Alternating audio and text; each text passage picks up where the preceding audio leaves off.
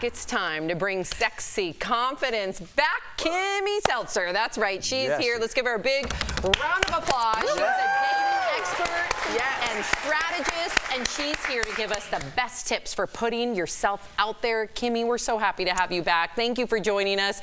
Okay, so we got a lot of things to talk about. Tori, kick it off. Okay, we always see female friendship. Friendship everywhere. You see it on the, just gonna roll that prompter here. Where do we see it? TV and shows. Why are relationships with women so important, especially if you're starting to try and date again? Why the female friendship? Friendships are so important. You know, a lot of times when women are getting back out there, they're so focused on finding the man. But the truth is that it's so important to have a good set of wing gals that you can go out with, to flirt with, to practice. And with that energy, it also lifts you up. I think one of the things that's hard, especially if you're getting back out there being in a relationship, a lot of the friendships are couples.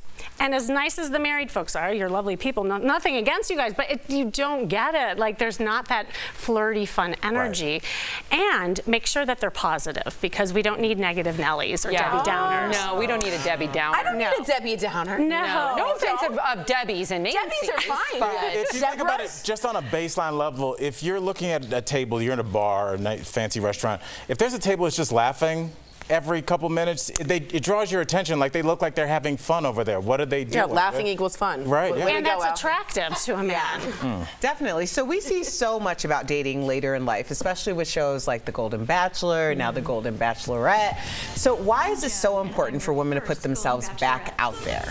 Yeah, first of all, can I say how excited I am that finally there's a focus on this demographic, because there's so many people who are dating later in life, or I call it in the second act, but no one knows where to go, how to be, what to do. And so it's so important to not just think about dating, but really take action. And this is where people get tripped up. You know, maybe they're going to therapy, which I'm a therapist, I believe in that, but at what point are you sitting in analysis paralysis saying, yeah, I should be dating, I should be dating. Over and over and over again. Right, but not doing anything. So the first thing that I tell people is to have a mindset that's fun and flirty, so that dating becomes fun, because people don't think dating is fun, especially if you've never done it before, because a lot of times when you're in a relationship, you're relationship oriented, right? So you're going out there looking maybe for the next boyfriend, but that's the wrong mission. Your mission is to just get you back, especially if your identity had been wrapped up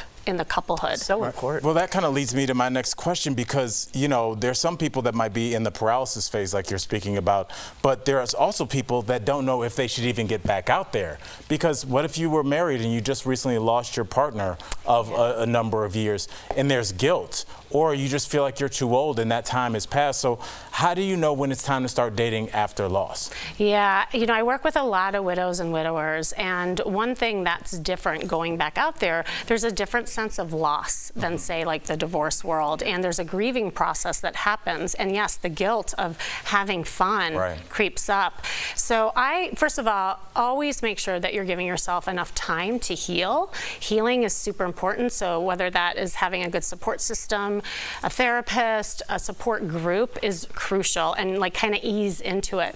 But I always tell people, replace the word dating with being social, because there's less expectation around just the social aspect, and there is no reason why you can't just go and have fun and be around male energy. It doesn't have to be this formal dating, and it'll make it a lot more easy. I love that. That's like really simple. That's great. My dad's having to go through this. We just lost my mom about 5 months ago, and it's not time. But I was just saying, we've been talking about it. Yeah, and it's just, you know, it's kind of awkward and weird and bizarre, and you don't want to hurt Judy's feelings. You were the hot one, you know. But I just, you know, it's just real, and I'm glad we're talking about it. Yeah, that's all. Okay, now for the fun stuff. Okay, fun stuff. One of the most important things for people to know is how to flirt. Can you give us a little demonstration, a flirt demo on how to do this? Okay. Oh gosh, how much time do we have? We have 2 minutes. So much to teach you. Okay, 2 minutes. So first of all, I just want to remind everyone that the true definition of flirting in the dictionary is to behave as though you are attracted to someone without without the serious intention of an outcome, which is super important because everybody's worried about what's next, and you really should be worried about what is in the moment, being playful and fun. And most of it has to do with nonverbal. So everyone's worried about what to say, but 93% of communication is nonverbal. So it's not even what you say, it's how you come across and the energy, like how you were saying when you walk in and you're seeing people laughing. Right. So it's really having that energy.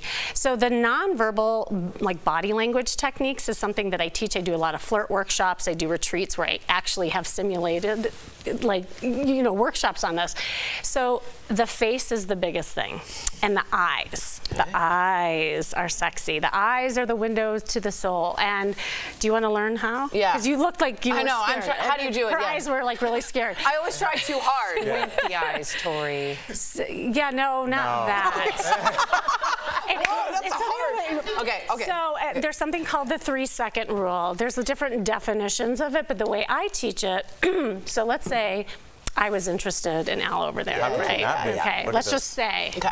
And I was talking to you, and we're laughing, and we're having fun, and we're having our drink, and then I see him, and I go, 1, make sure that he sees me. Just having my beer.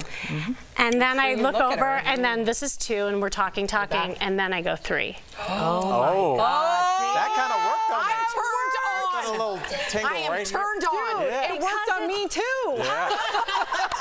That was, I like that. Can you just run through that one more time? That was really good. Okay, Should we do like slow motion? Yeah. Honestly, Okay, ready? yeah. Well, we're laughing and it's 1, and then we're talking 2, 3. Wow. I mean, Good. See, most guys think it's a fluke, right? Like if you The first time, the yeah. first time. So it's that second time that is the assurance of, yeah, I'm looking at you. Kimmy, it worked. That was People awesome. are blushing That was everywhere. awesome. That was good. Thank you so much, DBL Nation. To get more info on upcoming events and more tips and tricks, visit Kimmy's website. Thank you again. We'll be right back. You're amazing. Thank you. Thank That you was so much. good. That was very Yeah. good.